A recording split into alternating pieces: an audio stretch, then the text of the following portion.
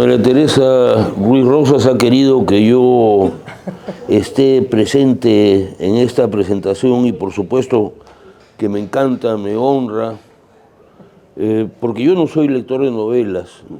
Y, salvo quizá algunas clásicas, ¿no? La Guerra y la Paz de Tolstoy, pero en general mis lecturas no van por las novelas, sobre todo el mundo de la novela, ¿no? Que es todo un tinglado interesante, importante, sin duda alguna, ¿no? Porque de alguna manera tenemos que expresarnos los hombres modernos, ¿no? Y la novela parece ser que es lo que está caliente. Ya casi nadie lee poesía, casi nadie lee filosofía, los ensayos ahí se los lleva la polilla, mientras que la novela parece que tiene una vigencia importante, ¿no? Pero bueno, estoy yo haciendo uso de la palabra principalmente por mi amistad con Teresa y con su familia. Yo fui amigo de su padre, Pepe Ruiz Rosas, que me honró con su amistad y con su cariño, porque la última vez que lo vi recuerdo que me saludó con tanto cariño que hasta ahora lo recuerdo, ¿no? Y el cariño de Pepe es algo muy importante. Además, Pepe estuvo en Samaca, en mi chacra, con Teresa, y estuvo muy contento de estar ahí. Bueno, la naturaleza no tiene pierde, ¿no? De ninguna manera. Pero bueno, yo tengo mucho gusto de que Teresa haya querido presentar su libro ahora en este modesto local, y tenerla aquí con nosotros. Me dice que mañana se va de regreso a España, qué pena, pero de todas maneras queremos festejar su novela que, bueno, caramba, ¿no? Es, por extensión no se queda. Y yo les ofrezco que la leeré de todas maneras próximamente, y quizá más que nada por amistad, por saber qué cosa es lo que ha escrito esta mi amiga, ¿no? A la que quiero mucho. Pero bueno, la presentación aquí estará a cargo de su autora y comentaristas importantes, y yo les doy simplemente la bienvenida a esta reunión que espero que va a ser bonita. Después va a venir un vino, no se preocupen. Gracias.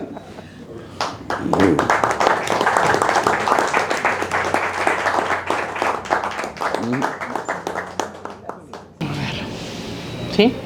¿Está bien? A ver, yo conocí a Teresa cuando era una corita y yo ya era una muchacha que visitaba la librería de su papá. Más iba a husmear, más que a comprar, porque claro, andaba a misa, pues yo era estudiante. Años después ya leí El Copista, pero mejor voy a leer porque si no me disperso, porque hay demasiadas cosas que hablar. Decía que cuando estuve en Caretas me cayó en mis manos El Copista y para mí fue una especie de epifanía, ¿no? Me subyugó el ritmo trepidante y autosuficiente de un personaje, la actitud envidiosa y revesera del otro. Revesera también creo que es un arequipeñismo, ¿no? Y en el medio una musa coqueta que juega con uno para encandilar al otro. Ese juego de matices y situaciones donde el erotismo se mezcla con el humor crea un complejo entramado que va a ser una constante en la obra de Teresa. Además, esa cultura ecuménica que ella muestra sin aspavientos, la complejidad y sutileza en la construcción de los dos personajes, una prosa prolija, elegante y un serio trabajo de investigación son parte de toda su obra literaria.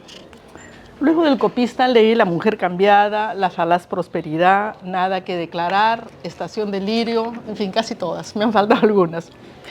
Su obra no es abundante, aunque sí potente. Ninguna novela se parece a otra. La capacidad de Teresa de cambiar de registros le permite abordar temas tan disímiles como la trata de mujeres, la prostitución, el terrorismo, el racismo, la suplantación de identidad, el plagio. El hilo invisible que une toda esa obra es la ciudad de Arequipa, en primer lugar, el protagonismo de la mujer y lo que la autora llama una inquietud ética para tratar estos temas, ¿no? Vale decir que en una segunda o tercera lectura de cualquiera de sus libros, uno siempre descubre nuevos ángulos, porque hay una trama detrás de la trama que aparece de pronto como un pentimento. Su último libro, el que nos convoca hoy, es absolutamente poderoso. Se nota un enorme trabajo de investigación, de lecturas, de ingenio para componer esa compleja y ambiciosa coreografía que recorre más de 200 años en clave de ficción histórica, siguiendo la vida de una dinastía de mujeres durante las guerras de la emancipación. Empieza con Pacarina Malqui en los albores del siglo XIX, continúa con su hija, luego con su nieta, su bisnieta, su tataranieta, su chosna, y faltan los adjetivos para el resto de descendientes, hasta llegar al siglo XX, cuando la dinastía concluye dramáticamente por otro tipo de violencia feroz de los años 90. En este enorme despliegue de personajes, el más entrañable es Yuriana Callari Tola, que se va a la guerra por amor. Va como panacuna, es decir, como acompañante de su marido Iskray Yukra, no como Rabona, término despectivo que minimiza el rol de esas mujeres rebeldes y empoderadas que la historia oficial ha obviado, ignorado, satanizado, subvalorado. Hay muchísimo que hablar de los entresijos e historias que se entrelazan entre la ficción y la realidad. Solo quiero resaltar algunas de ellas. Las trenzas, como símbolo de feminidad y sensualidad. Cuando se obliga a las mujeres a cortárselas, sobre pretexto que se llenarían de piojos, es el autoritarismo, la despersonalización que se impone sobre la memoria y la identidad de la mujer andina. También la historia oficial nos da una imagen distorsionada del andino, como personas solitarias, tristes, con escasas luces. Teresa contrapone una visión de mujeres empoderadas, alegres, sensuales, bailarinas, estudiosas, curiosas, imaginativas, ávidas de aprender nuevas cosas y con un sentido casi innato de contar las historias y luchar contra el olvido. El capítulo 2, primero las trenzas, y el 12, yace como una desprendida mano, son absolutamente conmovedores. En uno por la sensualidad y sexualidad gozosa y el otro por el dolor profundo ante la muerte. Este último me recordó Actos Humanos de Han Kang, por el lirismo desgarrador en la descripción de la pérdida, por el poder evocativo de los sentimientos, por la intensidad poética que es atemporal, pero también colectiva y presente.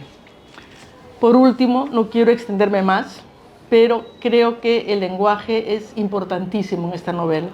Para Omar Aramayo, según dijo en la presentación del libro en el Virrey, el protagonista de este libro es el lenguaje. Este castellano andino, lleno de ternura, de declinaciones afectuosas, alcanza cotas de emotividad altísima, de cercanía y de familiaridad. Sin duda se trata de un libro inclasificable, quizás intraducible en otros idiomas, pero con la fuerza telúrica de todos los apus, las trenzas y las memorias que forman parte de esta coreografía. Bien bonito tu libro, Teresa Sacha. Gracias. Yo he tenido el privilegio de conocer a Teresa hace 4 semanas, ¿no? Y el libro lo tuve 2 semanas antes. Conduzco el programa que se llama Entre Libros en Radio Nacional y después de leer el texto me atreví a escribir esto que ojalá le haga honor al libro Coreografía para trenzas solas. Cuando lo compren ahora van a leer el cintillo y el cintillo dice una cosa muy interesante que le queda corto al texto que ustedes van a llevarse ahora. Yo me apropié de una frase de la novela que me pareció un arequipeñismo precioso. ¿Cómo nomás? Coreografía para trenzas solas. Empiezo por el final. Le pregunté a Teresa Ruiz Rosas por qué había que leer su novela. Yo tengo mi hipótesis y explicaciones, pero ella me dijo más o menos lo siguiente. Para que se enteren por todo lo que las mujeres han tenido que pasar en la vida y para que podamos asumir su papel en la construcción de la historia del Perú. La gente ya no se acuerda de casi nada, y lo que he intentado es darle una vida literaria, tocando varios aspectos de sus vidas cotidianas y heroicas, contando aspectos vitales de sus complejas existencias. Con esa frase, obviamente lo que hay que hacer es volcarse a la lectura del texto. Teresa Ruiz Rosas intentó en este texto, con éxito por supuesto, ofrecernos una óptica distinta sobre la independencia del Perú, mostrando la participación de la mujer en esta gesta. Los textos escolares, los imaginarios sociales, las representaciones estéticas, las narraciones orales de nuestra liberación del yugo virreinal, tenían un acento medio misógino que soslayó lo cotidiano, que fue el espacio en el que la mujer actuó. Generó la estrategia logística, la comunicación informal, la alimentación del camino y la batalla. En mi experiencia de lectura de la novela Coreografía para trenzas solas, quiero destacar algunos asuntos que me sedujeron intensamente. Un primer asunto es la oralidad, que entonan personajes en el relato que protagonizan. El lenguaje del linaje de las Rabonas es probablemente uno de los logros estéticos más hermosos de la novela. En esos diálogos se materializa un conocimiento del habla que es una representación magnífica de la comunión de lenguajes, de la conjunción de cosmovisiones y de un virtuoso conocimiento y materialización de un habla llena de afectos, de definiciones, de diminutivos, tanto como de matrices culturales con los que se inaugura la República de nuestro país. La novela, toda, tiene una musicalidad especial, una gran contextura poética curiosamente extraña en un texto de tan largo aliento. Y es que hay en la elaboración de la novela una voluntad de consignar la dulzura del castellano andino, impregnado de la presencia del quechua y el aymara y sus diminutivos nuevamente, que acarician el oído a la vez que nos revelan la autenticidad de diálogos en los que fluyen afectos, encuentros, devenires y la historia misma contada con un ritmo especial voluntariamente impreso en cada frase. Tuve la fortuna de entrevistar a Teresa Ruiz Rosas en el programa Entre Libros, que se emite por Radio Nacional, como les dije hace un momento. Y eso me permitió además conocer a la escritora, a quien pregunté por su cocina literaria, por su proceso creativo, por sus obsesiones y referentes. Y ahí contó cómo es que el proyecto de esta novela tiene un punto de partida en su amor por el país, por su ciudad Arequipa y por circunstancias vitales como los diálogos con Juan José Vega, quien le proporcionó insumos y conminó a escribir la historia de las Rabonas, sus visiones, misiones y aventuras. Fue en 1986, después que el historiador Juan José Vega leyó un cuento de Teresa Ruiz Rosas en el que tematizaba el racismo y la posición de la mujer en la sociedad nacional, que éste le dijo que debía escribir una novela sobre ellas, las Rabonas de la guerra por la independencia. Tiempo después, Vega compartió con nuestra autora un documento de 40 páginas que se convirtió en el germen del magnífico libro que ahora comentamos y que ustedes tendrán pronto en sus manos. Y la oralidad con la que se expresan las Rabonas, Teresa Ruiz Rosas nos dice: yo, al ser arequipeña, escuché el castellano de mi pueblo desde siempre. Viví allá hasta los 19 años y cuando salí de Arequipa siempre me llamó la atención porque aquí no se usaban los diminutivos como se usaban allá. ¿Será porque no nos quieren?, nos dijo. Después, ella misma descubrió que en el castellano andino los diminutivos retratan las formas de cortesía quechua y aymaras. Es seguro que extrañaba esas caricias lingüísticas y la nostalgia de las mismas llevó a que las escribiera con una perfección mimética erudita. Como parte del proceso creativo, contó, en la entrevista que le hice, que leí en voz alta el texto a Bruno Pollack y que eso le ayudó a darle a la escena de muerte de Mariano Melgar la cadencia y el ritmo dramático justo. Estamos, pues, ante una autora que se escucha y confía en atinados consejos de lectores generosos e involucrados en el perfeccionamiento del texto y de la historia contada. Al parecer, todo este itinerario de escritura, su relación especial con los textos de Arguedas y de Rivera Martínez, fueron también elementos clave en la construcción de la novela Coreografía para trenzas solas. Esto contribuyó a captar la ternura de la lengua con que conectó personajes, acciones, paisajes y narración. Van a encontrar ustedes también una lengua que describe paisajes con una maestría pictórica y con una delicadeza estética preciosista.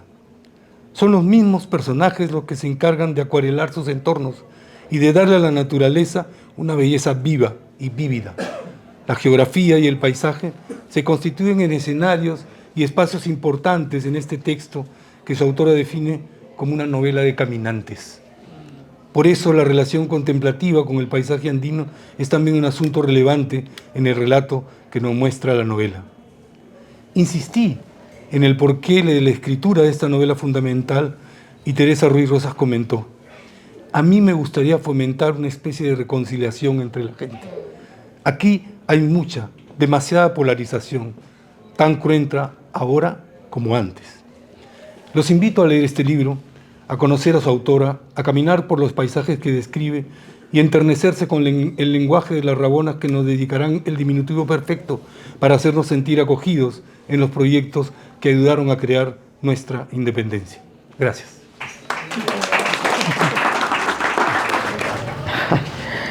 Bueno, muchísimas gracias a todos por estar aquí, a Alberto por esta acogida en Samaca, que siempre ha sido un lugar especial para mí desde la fundación allá en Ucucaje. También a Marilena, que es ya la tercera vez que presenta un libro mío, lo cual me honra muchísimo, ¿no? El copista, Estación de Lirio, ¿te acuerdas? Y a Hugo, pues, que acabamos de conocernos y que me entusiasmó mucho su acogida, y que además me prometió avisarle al hijo de Juan José Vega de este libro, que yo no tenía sus coordenadas, y me siento muy honrada de que esté aquí, porque sin él, sin ese consejo, sin esa exhortación, nunca habría escrito yo esta novela, ¿no? Para mí es muy, muy importante y muy halagüeño. Y yo prefiero conversar, que me pregunten lo que quieran, porque ya después de todo lo que han dicho, ya no sé qué más decir. Entonces... Pero léenos algún pasaje. ¿Quieres que lea un pasaje? Sí. El comienzo, simplemente. Ya, bueno. Bueno, el comienzo, entonces. Sí, es bonito leer. Bueno, el título del capítulo es Llevan detenidos paisajes en los ojos. Quizás es el momento de agregar que todos los capítulos, excepto 2, son versos de poemas de mi padre, la mayoría de un largo poema que se llama Yaqui Urpi, el único que tituló él en quechua, y que es la paloma herida, ¿no? La paloma de la paz herida. Entonces este título también viene de ahí. Yuriana Callari se fue a la guerra por amor. Se lo dijo tal cual a su madre al despedirse en su choza de Coporaque un martes 4 de octubre de 1814. Lo que el Izcaicu le pidiera a mamá Chamaigua, ¿cómo no lo iba a hacerlo? Eso para ella era sagrado como el sol, como su inti de todos aquí en el valle. Maigua Tola miraba en silencio a su hija, que no cesaba de hablar. Harto lo sabía querer ella a su hombre, mamá Chamaigua, y el Izcaicu le había rogado bonito: ven conmigo, Yurianacha, vas a ser mi panacuna, mi compañera en el ejército ya también, y de panacuna pues se tenía que irse, con él. O sea, de Rabona, dijo Maigua, escéptica y desolada, como las viudas de Chivay que han sido la Naira, la Uma y la Alira. Rabona feo suena, mamá Chamaigua. Panacuna decimos a nuestras guarmis que van a la guerra, porque familia seremos allá conmigo, Yurianacha, diciendo el Izcay. Y yo ahora soldado de infantería me llamo, diciendo, agarradito su sombrero nuevo, estito me ha dado por mientras el sargento Vegaso, ya mañana te voy a entregarte tu uniforme completo, soldado yucra, diciendo, vistoso como usan los hombres en nuestro batallón, porque van a defender al virreinato del Perú, que es lo más grande que pueden hacer en la tierra por su rey y señor. Yuriana se explayaba como si en las palabras anidase una fuerza cósmica que debía conjurar al pronunciarlas, y como si nunca hubiese escuchado en la plaza de Chivay los relatos en primera persona de Alira Mullu, Humacantuta y Naira Vilca, cuando volvieron viudas y en los huesos de la batalla de Huaki. Los habían repetido a quienes les prestaban oído, runas y guarmis de Chivay que les salían al encuentro y compartían su fiambre, o habían acudido de villorrios y anexos en días de feria y se aglomeraban. Se había corrido la voz de sus testimonios a la velocidad del agua. Suficiente, ¿no? Gracias. Muchas gracias. ¿Otro pasaje quieres? 376, sí. Sí, también es de Yaqui Urpi y hace como una desprendida mano, es el título.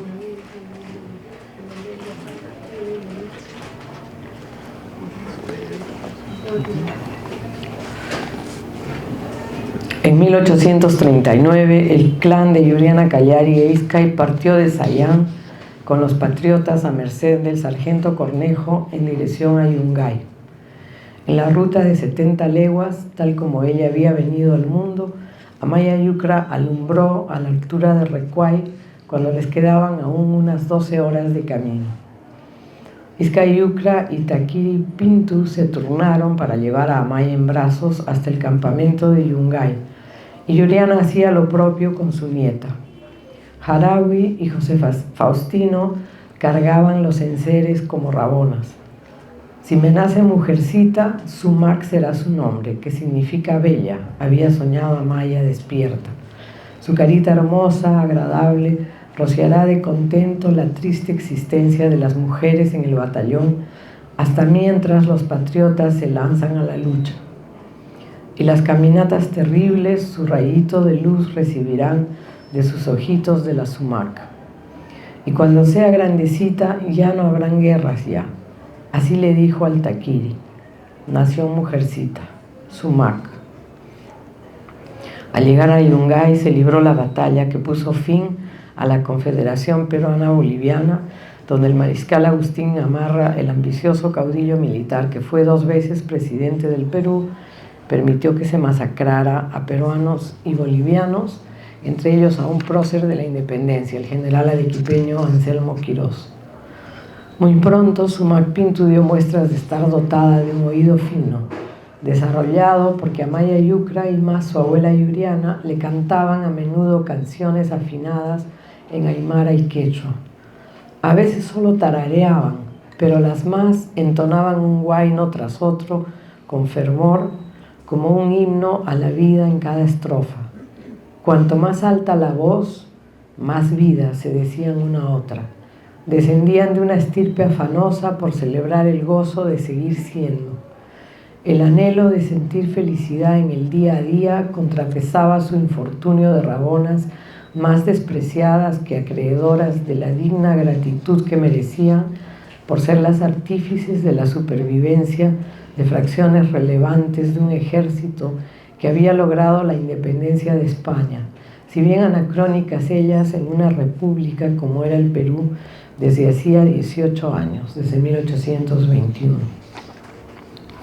Algunas lo captaban a medias porque no hallaban cómo llevar las cuentas exactas de las lunas ni los días. En sus pueblos estaban ligadas al laboreo de la tierra y a las fiestas de culto ancestral y a las del nuevo culto, y lo entendían a ojo porque no pensaban en la diferencia en sus propias cotidianeidades de infatigables esfuerzos. Veían en el inicio de la República que los prisioneros y sus rabonas pasaban a engrosar las filas del vencedor siguiendo una costumbre incaica sin excepción ni en ciertas guerras internacionales. A las mujeres de la guerra nadie las ilustraba en nada que fuese más allá de lo que registraban sus ojos y de lo que su perspicacia de guarmis alertas, charchando coca, les permitía combinar con la lógica infalible de la supervivencia. ¿Sí? Ya no. Suficiente. Gracias.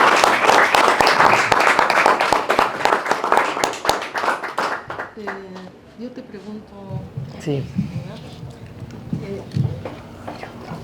Todas las referencias que dedicas a Mariano Melgar, que también es una historia preciosa, ¿crees que es porque no le han dado mucha pelota en Arequipa hasta el día de hoy? Porque se han celebrado los aniversarios y las cosas, y es una persona que no, es un poeta que no está lo suficientemente valorado o lo suficientemente nombrado, ¿no? Sí. Sí, claro, yo le rindo un homenaje amplio aquí, como poeta por una parte y también por su muerte prematura, como héroe un poco habiéndose inmolado casi innecesariamente, ¿no? Eso también lo cuestiono en su biografía recreada, pero finalmente inmolado. Y sí que me sorprendió mucho que en esta avalancha que hubo de publicaciones por el Bicentenario, no encontré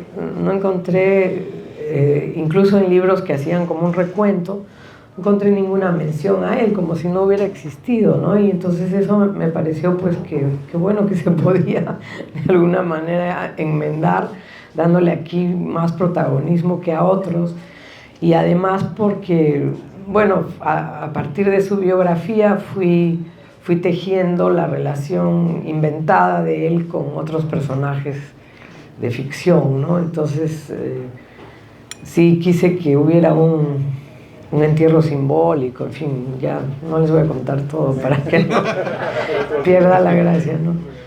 Pero sí, efectivamente, eso fue así.